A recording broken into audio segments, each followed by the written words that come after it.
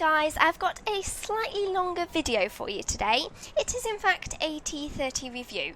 It's the American Tier 9 TD with a turret. I bought this a couple of weeks back and I've just been trying it out, seeing what it can do, and I've really been enjoying it, so I just wanted to share with you what I found out. I'll show you where it sits in the tech tree. It sits between the T28 prototype and the T110E4. As some of you may know, I absolutely adore the T28 prototype. It's one of my favourite tanks. In fact, I've loved most of this line, the turreted line. The Hellcat, the T25 2 I've loved, the T28 Proto, and I was hoping I would love the T30 as well. But as you'll find out later on in this video, I'm a little bit undecided. It then leads on to the T110E4 as its Tier 10. The speed that this tank can get up to is 35 kilometers per hour with a 22 traverse. I think that is fairly unmanoeuvrable compared to other tanks of the same tier, but the turret helps it to feel much more manoeuvrable. Because it has a turret, you can turn the turret very quickly rather than turning the tank itself. And sometimes when you're playing a turretless tank, you have to turn the whole vehicle. It can feel like you missed the shot just because you had to turn the whole vehicle, but you don't really get that with this. It's only got 1,650 hit points, which is a little disappointing with the tier because you only need to be hit by some of those tier 10 vehicles once and it will completely ruin your tank. The armour's unfortunately not great either. The hull armour is only 102 at the front, 76 round the sides, and at the rear 51. I mean, I did not expect that the side armour would be marvellous. The T28 prototype side armour is horrendous, and I expected that this would be much of the same. But I was really disappointed with the front armour. The T28 Proto again has got really good front armour, and I thought, being one up from that, this would have good front armour too, but it seems that is not the case, especially not at Tier 9. I decided that I would have a look at some of the Tier 9 tank destroyers to see how they compared. So I started off looking at the T95. This is the turretless TD, and it has 305 hull armour at the front, 152 at the sides, and 50 at the rear. Now that is a huge amount of armour, especially compared to the 102 that the T30 has. But I already heard about the T95. I know that it's sort of renowned for having great armour, and so I thought maybe I was being a bit unfair. Maybe I should go and have a look at a different nationality. So I had a look at the German Tier 9 TD, the Jagdtiger. And this has 250 armour at the front, 80 at the sides, and 80 at the rear. So that's 250, whereas the T30 only has 102. So as you can see, it is a little disappointing. I mean, it's going to be facing Tier 10s and things that will easily penetrate that. So, yeah, not great really. As far as the turret goes, the turret has got pretty good armour. It's actually 279 at the front, 127 at the sides, and 102 at the back. This means that you can really make use of hull down positions. If someone is firing at your turret, it will probably bounce because it's quite rounded. And if your hull is hidden, then you're basically going to be fine. And they're the best positions that this tank can find. Of course, they could aim at your cupola, but on this tank it's quite rounded and it's fairly unlikely it's going to penetrate.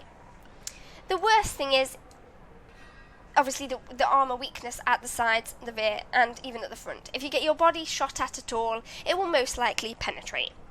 So the best thing you can do is either stay completely hidden or find those hull down positions. If you want to kill this tank, I would say probably do aim for the sides and the back. I wouldn't probably want to sit in front of this tank.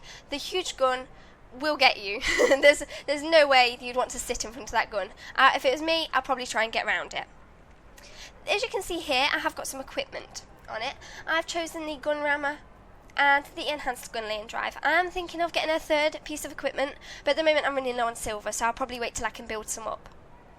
I've also got some consumables. I've got the small first aid kit, the small repair kit, and the small fire extinguisher. I think that's probably what most people have.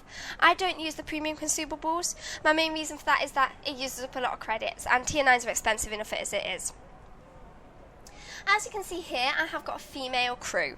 I decided as soon as the missions came out and I realised that female crew was something I could get, I thought, oh, I've got to get them on my T30. I knew that I didn't want to sell my T28 Proto, and I knew that this would need a good crew, so I thought, great, a brand new crew, excellent. And I've got the commander and the gunner so far. I'm sure as I move along with the missions I will be able to replace my driver and all the other members of the team, but at the moment I don't really know how long the other missions are going to take me, so it might be maybe a month yet, I don't really know how long. My commander has got these Sisterhoods of Steel which she came with. I also gave her 6 cents, and she's working on recon at the moment. As for the gunner, she again came with Sisterhood of Steel. She's already got designated target, and she's working towards camo. I'm hoping that when I get the other female crew members, they'll be able to get camo as well. I think it'll be a real asset to this tank if it can stay hidden and just fire without being seen. I will now talk to you about the guns. When I first got this tank and first unlocked it, I managed to get the 120mm straight away. This was because I had the T28 Proto, and it's the top gun that the T28 Proto has. So it was already unlocked. It does actually have a faster rate of fire than the T28 Proto. It fires at 6.19 per minute, whereas the T28 Proto only fired at 5.94 as standard. So it's very fast firing. I really liked this gun. It can definitely hold its own. I mean, it doesn't do monstrous damage, but you can really get in there with the other tanks. You can really be at the front. It just really you really feel safe using that gun, and it really means that you can do a lot of damage, because even though you only do maybe 400 at a time, if you just keep ploughing away doing 400 after and keep doing it, then it soon builds up. At the weekend, I unlocked the very top gun, in the 155mm AT gun. I thought this was going to be amazing, because it does do 750 to 950 average damage, which is of course huge. I mean, if this hits you, your tank is going to be wrecked, at any tier. So, even tier 10s, if something does 950 damage to you, you're going to feel it. So I was really impressed with how much damage it does, but unfortunately it has a really low rate of fire. It takes about 20 seconds to reload. I know I'm collecting the female crew, and I'm hoping that when I do have an all-female crew, that will increase slightly, but I can't see it increasing massively, which is a little disappointing. I mean, it does have good penetration. It has 320 with the premium rounds. I don't usually fire premium, but I suppose I could. 276 with the standard rounds, and it also has 0.39 dispersion, which is definitely not bad. I think the one thing that is disappointing is, of course, the slow rate of fire. I feel that this tank has completely changed my playstyle.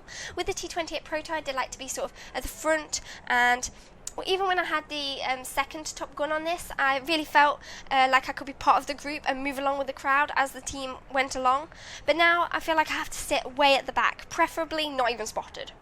If I am spotted, then you need to find a hold down position. I mean, because this gun's reload, when it is reloading, you're so vulnerable, especially with such weak armour. And I feel like the best thing to do is sit at the back. So I'm really undecided about it so far. I mean, I'm definitely willing to give it a try for longer. I wouldn't just sell it straight away without deciding. I want to give it 4, maybe 5 months to decide, and then I'll think about what I want to do. Obviously, I've loved all of this line so far, so I did think I would love the T30, but it's made me definitely reconsider the T124. I mean, if it's going to be lack manoeuvrability and have such a long reload like the T30, then I probably don't want to bother paying all that silver to get it. But if it's going to be a bit more like the T28 Proto, then maybe I'll get it. If you've got any tips, if you love this tank, if you hate this tank, if you've got the T124 and you want to add anything, then please write in the comments. I do try and respond to all of them, and I'm always interested to get into a discussion. I will now show you a video using the second Top Gun and also the Top Gun, just so you can see the difference and then make up your mind. Here's the first of the 2 replays. This is the T30 with the second Top Gun, the more fast firing one that I've got to show you first. This is a tier 9 game on Hidden Village, and at the moment I'm just considering where to go. I do consider going into the town, but then I think, no, I'll try and get along the E line, the F line, and go that way where a lot of the heavies go. As I said, with this gun you can sort of support yourself a bit more, and you don't have to sit at the back so much. Obviously you've still got weak armour, but it can sort of hold its own a bit more. So I do decide to sort of go up with some of the heavies at the back of them, or with them a bit, and see what I can do. I'm not sure what I'm doing with this T25 2 here, having a bit of a dance with him, I think. Now I'm moving up. I find that this map is quite predictable where all the enemies are going to be. You know where you're going to find the heavies, you know where you're going to find the lights. It's quite predictable. But I still think it's a really fun map to play. It's definitely one of my favourites. I'm just taking my time along here. This was full speed for the tank. This was just the speed that it goes, which I didn't find too bad.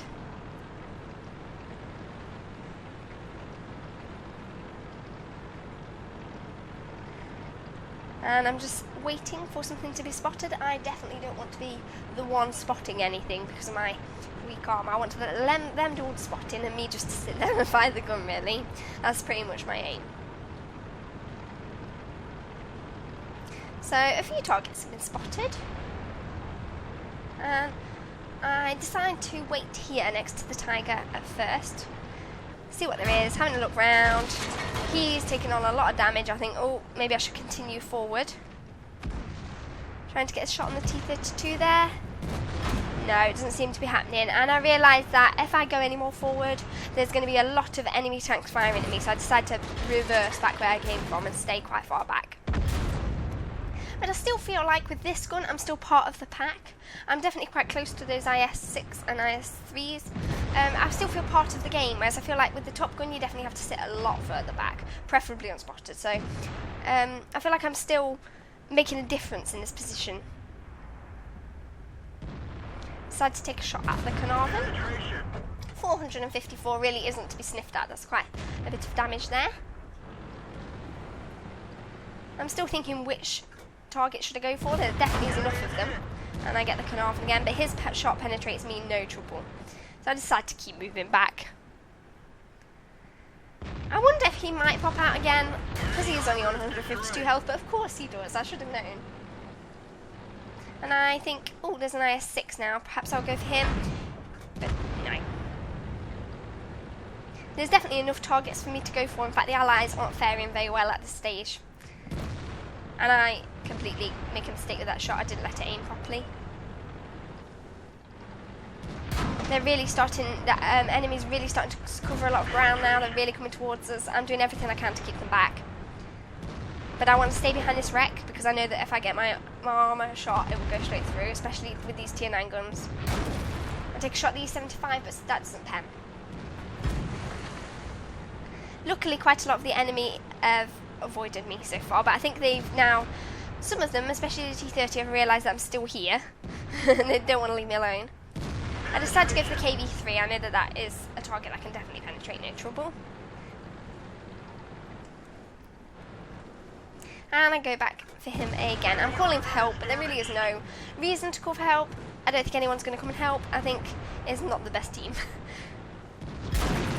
I'm just trying to hold them off. I think that my death here is pretty much inevitable, but I'm just trying to hold it off for as long as possible.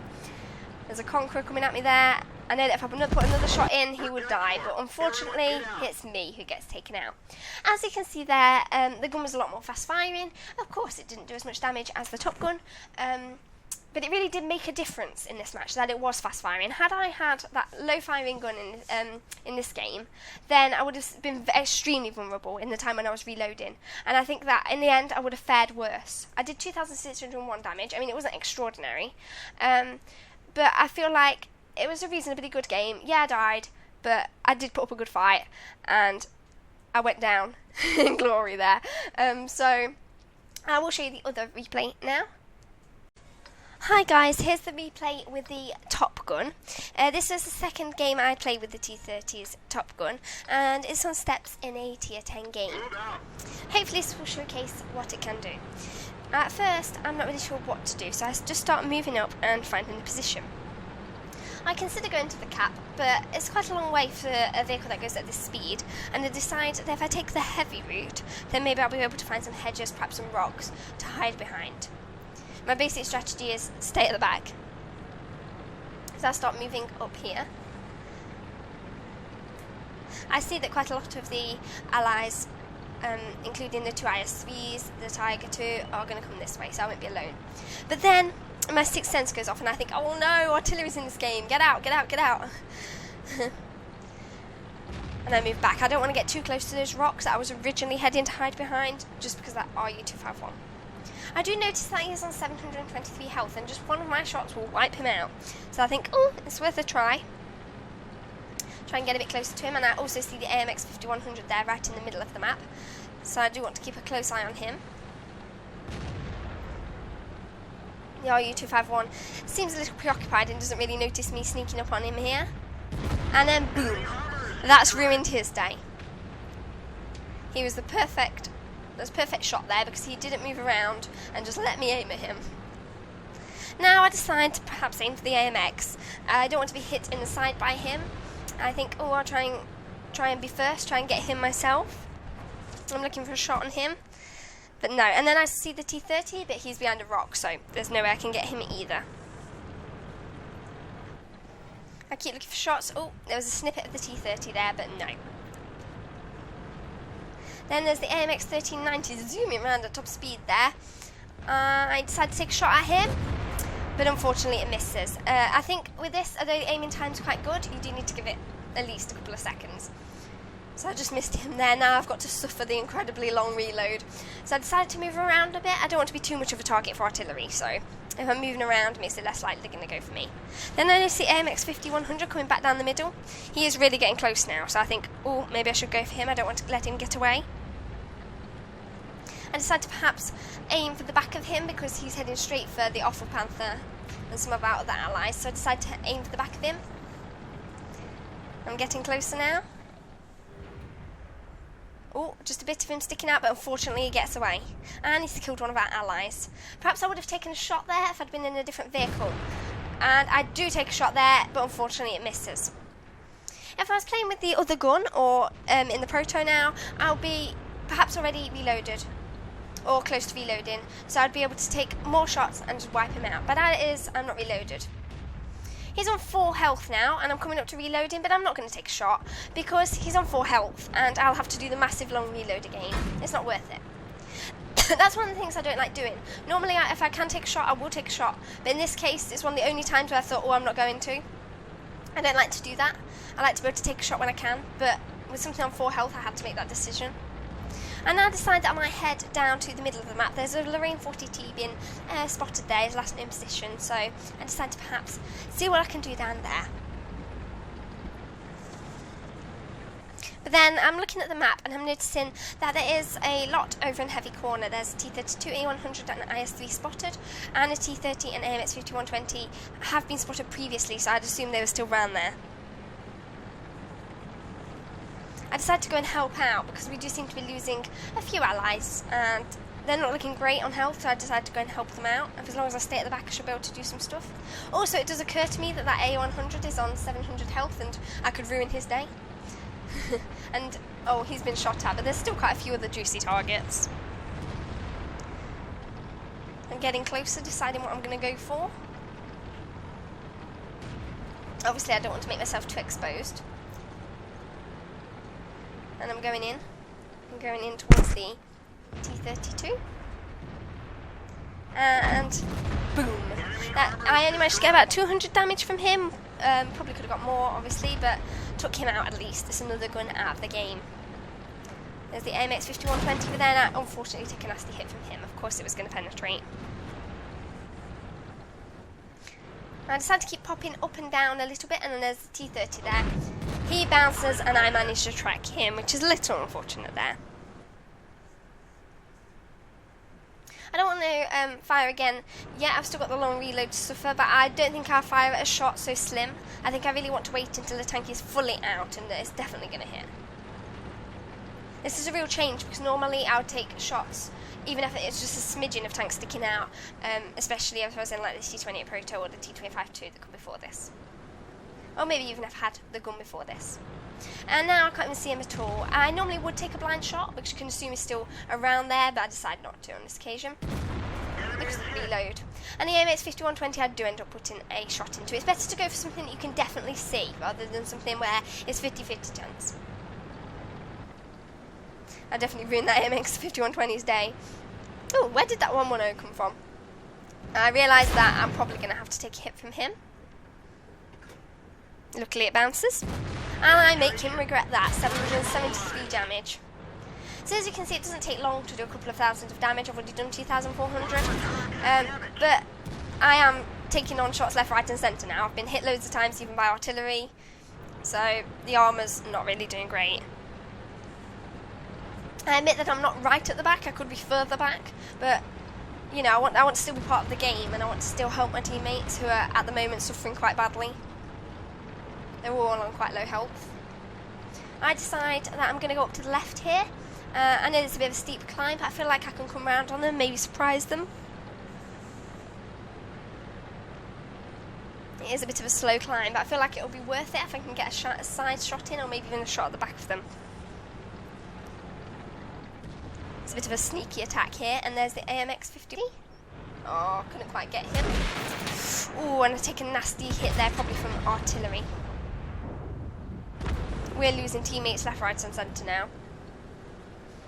And I see the MX, and he's gone. I was really pleased to get rid of him. He was being quite sneaky there. Now it's basically just me and the IS-3, and I'm sort of deliberating, do I go around and help him, or do I keep trying to go around where I was and try and do the sneaky attack method?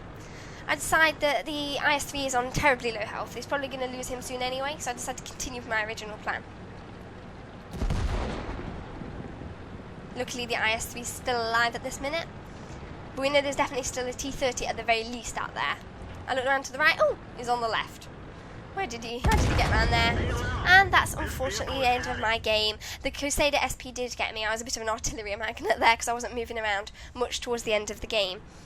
As you can see, this game did showcase the marvellous gun in that it can do tons of damage, and it really can ruin people's days. But it also showcased the long reload. As you could see, there were some shots there that I was thinking, oh, should I take it, should I not? And I'm usually not one to deliberate. I'm usually like, yes, I'm going to take every shot I can, and I'm going to do as much damage as possible. So you can sort of see the change in play style there. So I hope you enjoyed this replay. I hope you enjoyed all the replays I've had to show you. Please don't forget to like, comment or subscribe, and I'll catch you next time. Bye!